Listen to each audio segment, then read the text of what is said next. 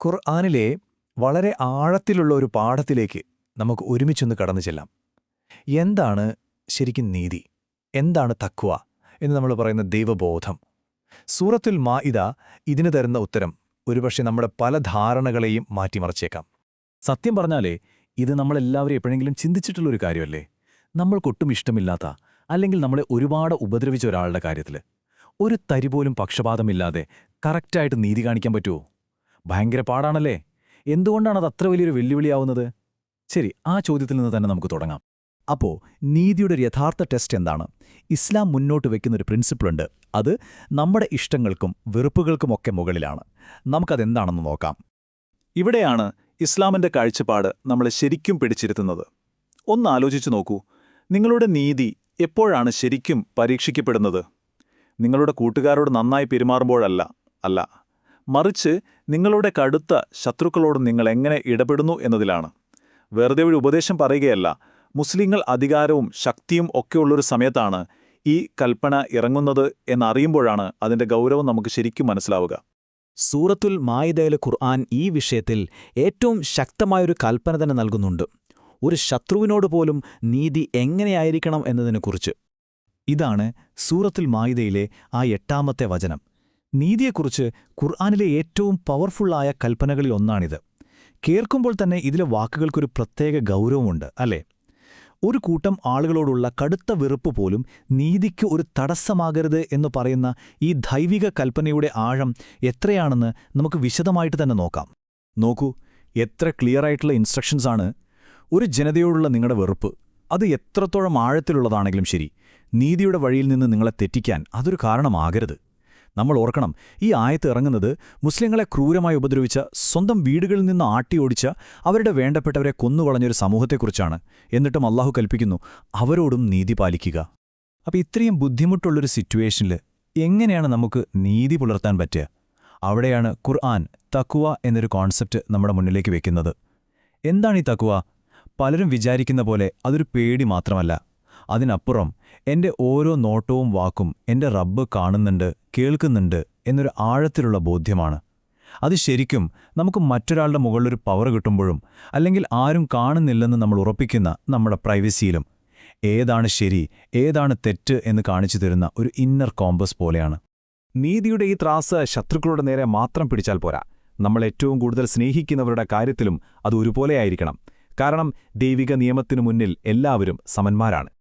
ഇത് നമ്മൾ ഓരോരുത്തരും നമ്മളോട് തന്നെ ചോദിക്കേണ്ട ഒരു ചോദ്യമാണല്ലേ? നമ്മുടെ ഏറ്റവും വേണ്ടപ്പെട്ടവർക്ക് വേണ്ടി നിയമത്തിൽ ഒരു ഇളവ് കൊടുക്കാനോ അവർക്ക് വേണ്ടി ഒരൽപ്പം ചായഞ്ഞു കൊടുക്കാനോ നമുക്ക് പറ്റുമോ? ഇസ്ലാമിന്റെ ഉത്തരം വളരെ വ്യക്തവും ശക്തവുമാണ്. കേട്ടുനോക്കൂ, മുഹമ്മദിന്റെ മകൾ ഫാത്തിമയാണ് മോഷ്ടിക്കുന്നതെങ്കിൽ അവളുടെ കൈയും ഞാൻ മുറിക്കുമായിരുന്നു. ഇതിലും പവർഫുള്ളായിട്ടൊരു സ്റ്റേറ്റ്മെന്റ് നമുക്ക് ചിന്തിക്കാൻ പറ്റുമോ? നീതിയുടെ കാര്യത്തിൽ ഒരു കോംപ്രമൈസും ഇല്ലെന്ന് പ്രവാചകൻ ലോകത്തെ പഠിപ്പിക്കുകയായിരുന്നു. സ്വന്തം മകൾ, അതെ, സ്വന്തം മകളുടെ കാര്യത്തിലായാലും നിയമം ഒന്നേയുള്ളൂ. ഈ പ്രഖ്യാപനത്തിന്റെ ഒരു ബാക്ക്ഗ്രൗണ്ട് കൂടി അറിയുമ്പോഴേ അതിന്റെ ഗൗരവം നമുക്ക് ശരിക്കും മനസ്സിലാവും.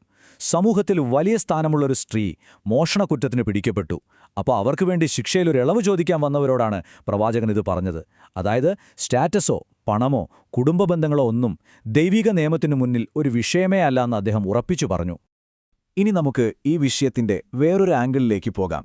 വിശ്വാസികളായ നമ്മൾ പോലും അറിയാതെ വീണുപോകാൻ സാധ്യതയുള്ള ഒരു ആത്മീയമായ ട്രാപ്പിനെക്കുറിച്ച് ഖുർആൻ വാൺ ചെയ്യുന്നുണ്ട്.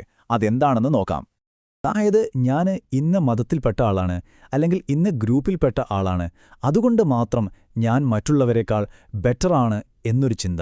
ഈയൊരു ഐഡന്റിറ്റി മാത്രം മതി സ്വർഗത്തിൽ പോകാൻ, അല്ലെങ്കിൽ എനിക്കൊരു പ്രത്യേക പരിഗണന കിട്ടും എന്നൊക്കെ കരുതുന്നത് ഒരു തരം അഹങ്കാരമാണ്.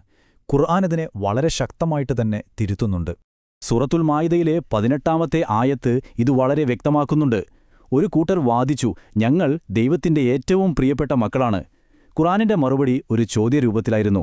അങ്ങനെയാണെങ്കിൽ പിന്നെ എന്തിനാണ് നിങ്ങളുടെ പാപങ്ങളുടെ പേരിൽ അല്ലാഹു നിങ്ങളെ ശിക്ഷിക്കുന്നത്? കണ്ടില്ലേ, അവസാനം നോക്കുന്നത് നമ്മുടെ പ്രവൃത്തികളാണ്, അല്ലാതെ നമ്മൾ പറയുന്ന അവകാശവാദങ്ങളല്ല. അപ്പോൾ ഇതിൽ നിന്നുള്ള ടേക്കവേ വളരെ സിമ്പിളാണ്. നമ്മുടെ പേരോ കുടുംബമോ നമ്മൾ കൊണ്ടുനടക്കുന്ന ലേബലോ ഒന്നുമല്ല ദൈവത്തിന്റെ അടുത്ത് നമ്മുടെ പ്രിയപ്പെട്ടവരാക്കുന്നത്.